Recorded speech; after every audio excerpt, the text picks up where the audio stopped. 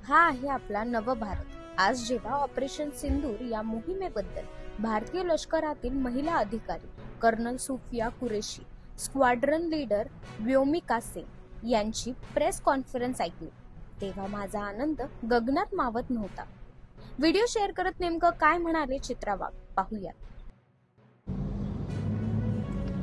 वंदे मातरम हा आहे आपला नवभारत.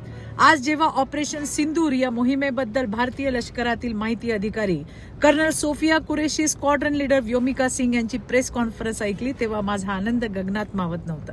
काल मध्यरात्री आपल्या भारतीय सैन्याने ऑपरेशन सिंदूर या मोहिमेला यश आणलंच, पण आज पुन्हा एकदा सर्वांसमोर पाकिस्तानच्या मर्मावर हल्ला करण्यात आला, कारण आमच्या महिला ऑफिसर्सने याबद्दलची माहिती सांगून पाकिस्तानला चांगलीच चपराक दिली.